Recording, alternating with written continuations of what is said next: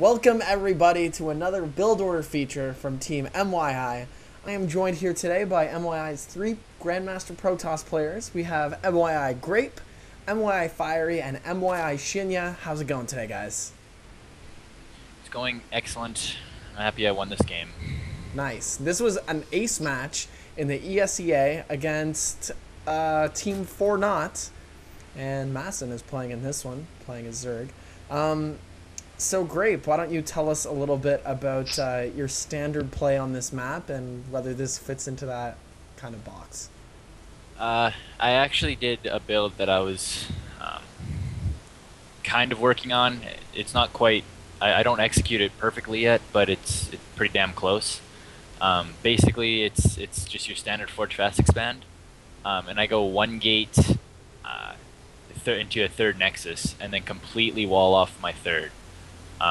With I think it's about 4 gates across, and then lay cannons behind, and then take the ramp outside my natural, and just set up defense, and then it's kind of cool because I kind of took it from Liquid Hero, and saw him do it on Entombed, and it's kind of the same style as on Daybreak. And basically, once you throw down those 4 gates, you're on 5 total, and then you throw 3 more into the main, or 3 to 4, whatever you want, and you just do like a mass gateway attack at like a really weird timing. Because when the Zergs see a fast third like that, like they're immediately teching and going like straight to fourth, straight to late game, almost fast broodlords as possible, and it just really catches Zergs off guard. And like I said, I don't do it that well this game, but it's the general concept is there. So Okay. What is there anything early game that this kind of build is weak against? I mean, you're starting pretty standard with a Forge Fast Expand, so yeah, there's not really anything crazy that's going on here. yeah. As long as I scout the normal 14 pool, no gas, and then like I scout the third too. It's definitely I think it's pretty safe, because I don't think really a lot of people make slowlings and just move towards their opponent's base. Although that might actually kill me if he did, but good thing he didn't. But if I did scout gas, then I definitely wouldn't do it, because that means at the very minimum he's going to be putting on some sort of speedling pressure. But in the worst case scenario, he's doing like 7 Roach Rush or some sort of Nidus network, like Nidus Worm play or something.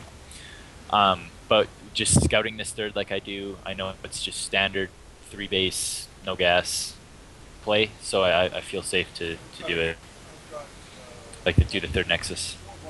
I think we know someone who likes to do that Nidus play. Yeah. So Fiery and Shinya, what do you think of this so far? Is there any weaknesses that you see that you would exploit, or that the Zerg can exploit at this point, or is this just, your average everyday PvZ at this point? Throw that to you, Nate. It was funny that you said that you don't think Zergs go non-speedling all-ins, and I was watching I think it was Light against Root, I think, and Vibe actually did it to that Sunlight, the green light guy. Really? Yeah, he's basically exactly like brutal. this, and then just right around now he would just start massing lings and just attack them like lings. And just take the watchtower and just completely. Yeah. Yeah, because no one As really soon as walls it's stalker. off. Yeah. That's rough. That's really rough. And then I would say that you're crazy for liking this map, and I like the it. I don't difference. know, man. I like it. Well, the thing that makes it so strong on Entombed though is that you don't. For example, on Entombed, 2 gateways in a cannon, and you're completely walling off your third, It and you takes can 3. just It bounce takes 3. between. Well, like a pylon. You could do 2 Oh, gateways. with in a pylon. pylon. Okay, yeah, I see what you're saying. Yeah. But in this case, you have to not only make 4 to 5 gateways to wall off your third, but then you gotta go make more structure to wall off that the rocks at the natural area. So you have to kind of commit a lot more to defending. And I definitely agree that it's stronger on I absolutely agree that it's stronger on Entombed, and I originally did it on Entombed, but it's still doable on Daybreak. Like it obviously works here, and Yeah. but you are right though. Like you are investing more into static defense, but like with that early third, I think if you manage to get it up and hold it, then it obviously pays off. Yeah, for sure. And then I would say also like, Zergs would do it more. Like 2-base Muta right now would be like so broken in this meta. Yeah. Oh, absolutely. But Zergs are bad. I mean, obviously I scouted the third. If I didn't see a third there, like it would be a completely different game. But I mean, with him just playing standard, I think this works really well. Yeah, that was good. If you, as long like you said, as long as you get the third up, then it's gonna Yeah, exactly. gonna be a benefit. So he's gonna see the third at this point now, with his Overlord coming in here. He does, yeah. But I mean, production tab. He's making 10 drones. He doesn't even have speed yet. Getting 2 additional gas geysers, and now just getting lair. So and there's no way he's gonna, like with 3 cannons here. There's no way he's gonna be able to bust that. So he basically has, in my opinion, I think he has about 2 choices. Well, maybe a third option, but the main 2 is Muta. Try to just like harass me to death on 3 base, or from my 3 bases, or go into basically what he did and like throw down evolution chambers, get his infestors out, get upgrades, etc., etc. He already took that 4th. So, and then the third option, which is actually happened to me on this map before, is like a mass roach hide drop, and I believe who did that to me? I want to say Gosu user, I think, did that to me, and he beat me with it, and it's really strong because I don't have, like I only have gateway units, and while they're dropped on top of my head sort of thing, it's really good. But yeah, lucky for me he didn't do that. And he even took a fast 5th here, although it's kind of a half base. It's still good. So what's your plan at this point? I guess you're just trying to mass up like a lot of gateway units in order to attack with them, or just a lot of gateway units attack, and then as you can see, I've thrown down my robotics facility and Twilight Council. So I'll like behind it, I'm still teching. Like this is by no means an all-in. It's just to catch the Zerg off guard, which I do here, and I've done to tons of Zergs with this build, because they're just not expecting, like they're expecting you, Zergs I mean, are expecting you to get Blink, upgrade Colossus or maybe Storm, but they're not expecting just like 8 sentries or 9 sentries and a bunch of stalkers walking across the map at 11 minutes with a fast 3rd. Yeah, he made a ton of lings once he saw all of your units. Yeah, there. Because he like just wasn't expecting it. Yeah. Yeah, exactly. And like that's just, he's saving all this gas for infestors, and then to get hive out, and it just completely just catches them like mid transition, basically. And you have like infinite amounts of force fields with all those sentries. You have 9 sentries, so. Exactly. Yeah. And they've been sitting for a long time, earning up a lot of energy. I only have like a couple, and that's because I just force fielded. I don't have full energy, so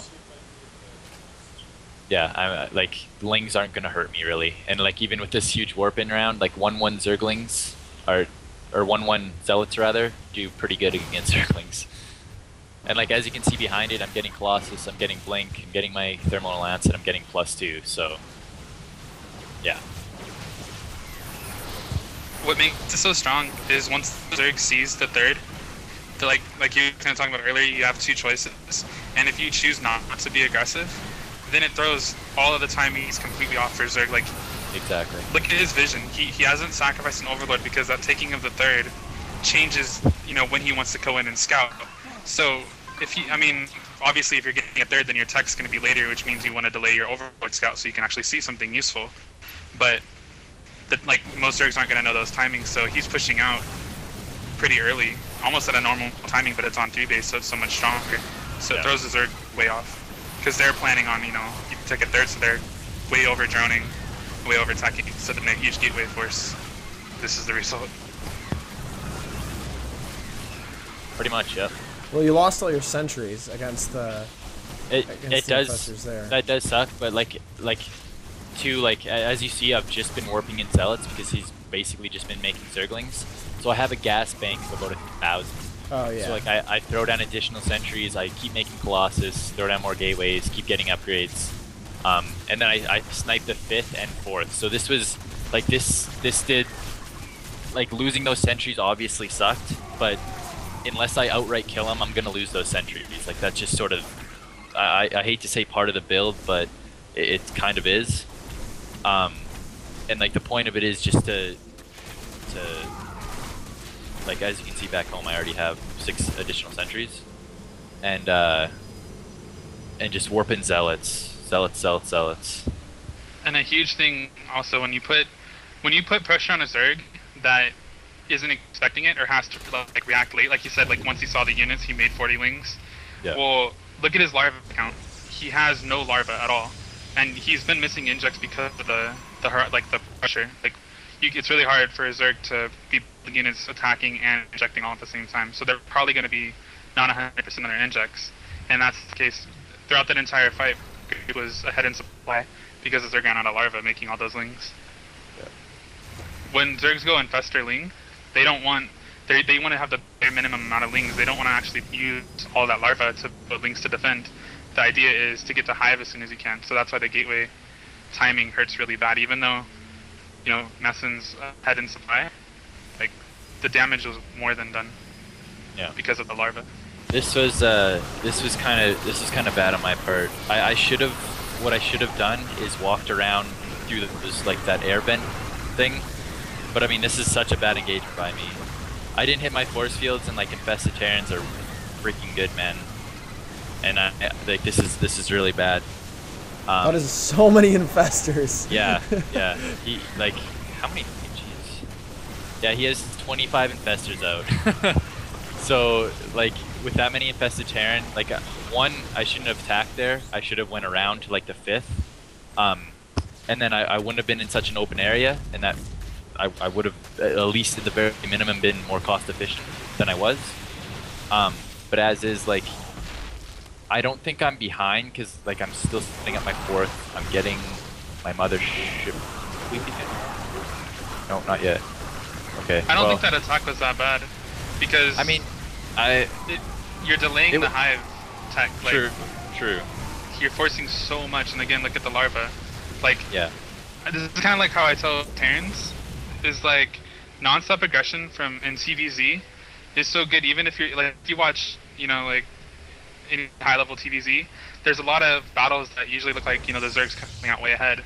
Yeah. But the fact that you force larva non-stop and put pressure on them and make them make mistakes is so important, which is really hard to do as Protoss because our units are a lot more expensive. So this is pretty cool because it's kind of taking its easy approach. Yeah, and like despite that first battle not going completely good, that hatchery, man, I was pretty bummed out about that. 17 HP, damn it. But yeah, like despite that first battle not going completely my way, like he went from 25 investors to 0 after that next battle.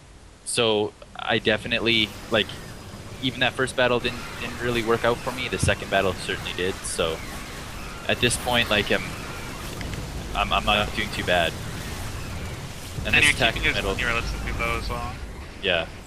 And he's had his hive up for how long now? And the spire is only just now. Yeah. Not like halfway done.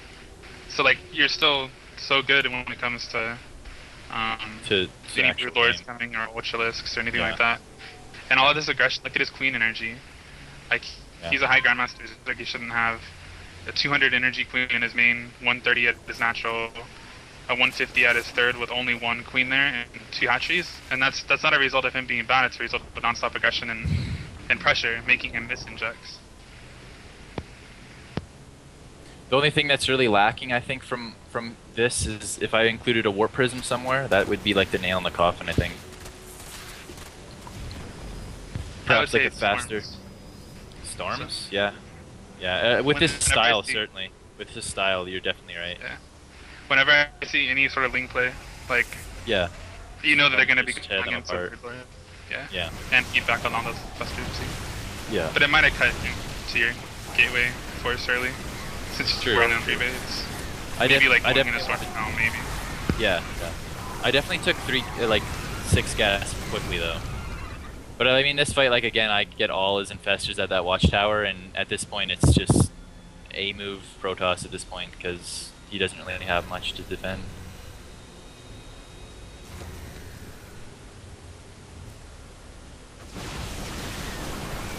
And it's still upgrading well, and then we beacon done in Mothership, I think, in production. Yeah, at my 3rd. So even though he wasn't even, I don't even think he had a greater spire yet. I was like the Mothership would have just been game over. But yeah. Nice. That was actually really cool. Just continuous aggression, putting pressure on the Zerg, making it your game instead of his. Yeah, that's really cool, especially on a map that's traditionally so Zerg dominated. So yeah. Thanks a lot, man. Yeah, absolutely. That's awesome. Thanks for doing this build order spot. Thanks for everyone for giving your input. And if anyone has any questions or comments, just leave them in the questions or comments area below, and we'll get to them. Thanks.